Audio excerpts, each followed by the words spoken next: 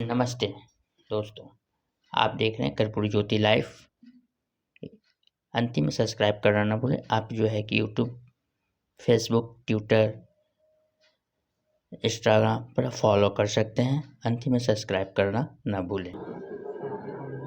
Sir, आप भारतीय लोक चेतना पार्टी के प्रदेश अध्यक्ष हैं सर। तो बिहार में सर किस तरह की आप टीम को जोड़ने का प्रयास कर रहे हैं? भारतीय लोक चेतना पार्टी जनताओं को अपने साथ जोड़ने का सफल प्रयास करेगी और उसी का प्रारंभ आज से हुआ है। सिर्फ आज हम एक कार्यक्रम नहीं कर रहे हैं, इसके पिछले दिनों में भी हम छोटा मोटा कार्यक्रम करते थे पटना में भी। पिछले विधानसभा के चुनाव में मेरी पार्टी 15 सीटों पे चुनाव लड़ी थी और जगदेव बाबू का जो आदर्श है कि 100 में 90 शोषित हैं, तो 90 का अर्थ होता है कि अति पिछड़ा, अनुसूचित जात, अनुसूचित जनजाति, अल्पसंख्यक, इन सभी वोटरों को, समाज के वर्ग के लोगों को मिलाकर 90% वोट बनता है। तो सर, इस पार्टी में आप किसको लेकर चल रहे हैं? इस पार्टी में हम 90% लोगों को लेकर चलते हैं और इसमें हमारा पहला उद्देश्य है कि बाबा साहब अम्बेडकर जो संविधान की रचना किए और विश्व में उस समय में वो सबसे बड़े विद्वान थे। मतलब सर, यही पार्टी जाति को ही लेके चल रही है? ये पार्टी जाति को लेके नहीं चलती है, ये पार्टी जमात को लेके चली है। और आज तक भारत की गद्दी पर प्रधानमंत्री के रूप में कोई भी दलित या अनुसूचित जात के समाज का व्यक्ति प्रधानमंत्री नहीं बना। उनके वोट को सिर्फ एक उपभोग की वस्तु बनाकर वोट लेते रहे।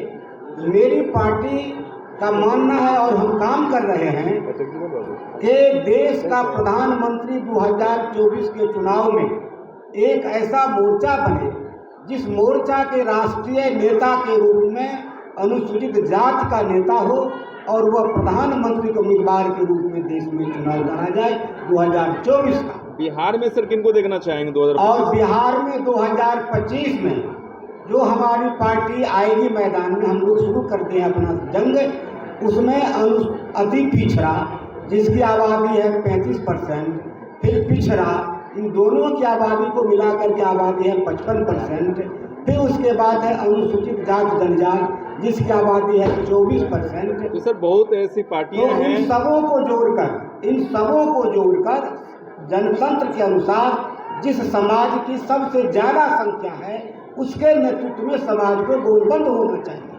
और कर्पूरी ठाकुर जी के बाद अति पिछड़ा समाज का व्यक्ति बिहार का मुख्यमंत्री नहीं बना है। जीतन राम मांझी दलित समाज से आते हैं, शेड्यूल कास्ट से आते हैं और उनकी आबादी है मात्र 22% और अति पिछड़ा की आबादी है 35%।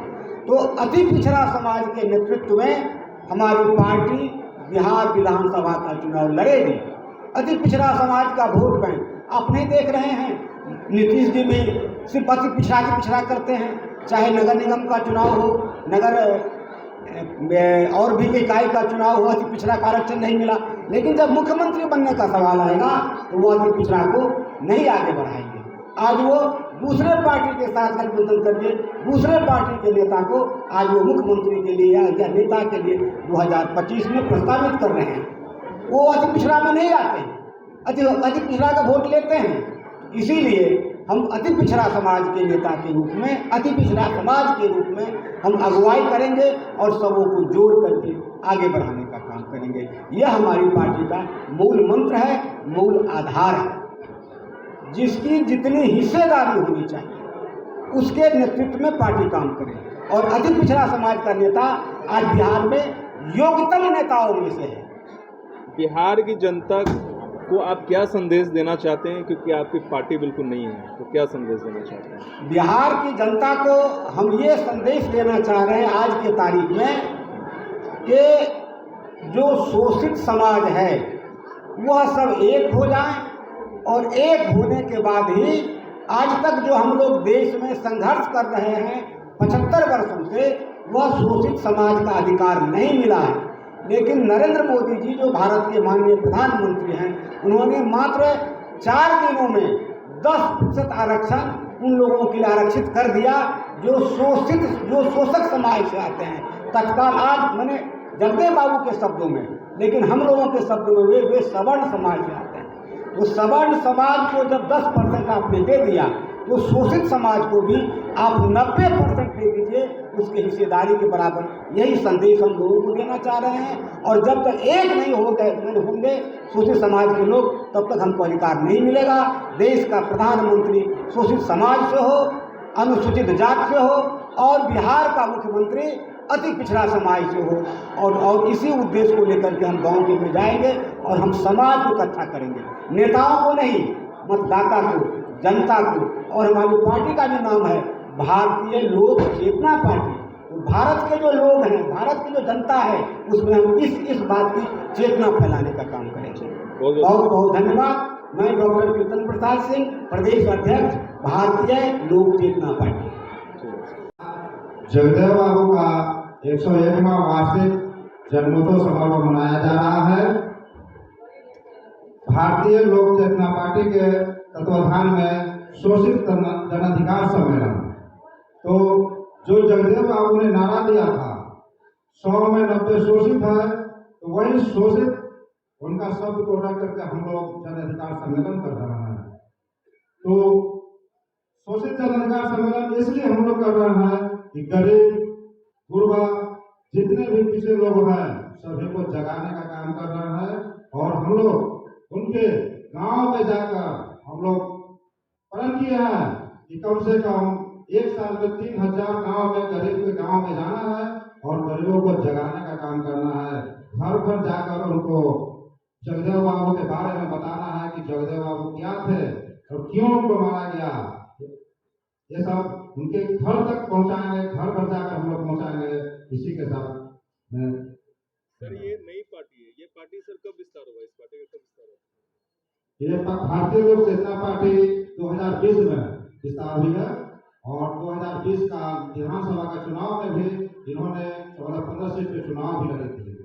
पटना में 2 सीट पर लड़ी थी, बांकीपुर विधानसभा और आपको फुलवारी विधानसभा में। सर क्या लगता है, आपकी पार्टी अभी नहीं है, 24-25 में चुनाव होने वाला है, तो क्या लगता है सर आपकी पार्टी कितना रंग दिखाएगी बिहार में? वो तो समय बताएगा सर कि क्या रंग दिखाएगी हमारी पार्टी को। अभी तो हम लोगों को जगाने का काम कर रहे हैं। हमारे साथ जितने शोषित समाज के लोग इकट्ठे होंगे, वो उसके अनुसार से हमारी पार्टी रन करेगी। तो सर ये 3 साल का गैप देखने के लिए मिला, तो क्या लगता है कि आज जो कार्यक्रम हो रहा है उसके बाद फिर हम अगले साल मिलेंगे आपसे? बिल्कुल, कंटिन्यू सर, कंटिन्यू रहेंगे ना? जी कंटिन्यू रहेंगे अगले सर। साल फिर हम आपसे भी मुलाकात होगी जी, कंटिन्यू मिलते रहेंगे आपसे। प्रोग्राम होता रहेगा। अगला प्रोग्राम सर कब का रख रहे हैं आप? अगला प्रोग्राम सर अभी तो फिक्स नहीं किया गया है, जब होगी तो आपको बता दिया जाएगा। तो सर मेन पार्टी बनाने का उद्देश्य क्या है, बिहार में राज करना है या फिर बिहार के बाहर भी? अभी तो हम लोग बिहार में ही स्थापित करेंगे, उसके बाद दूसरे राज्य में स्थापित करेंगे। बहुत बहुत धन्यवाद सर। हाँ जी।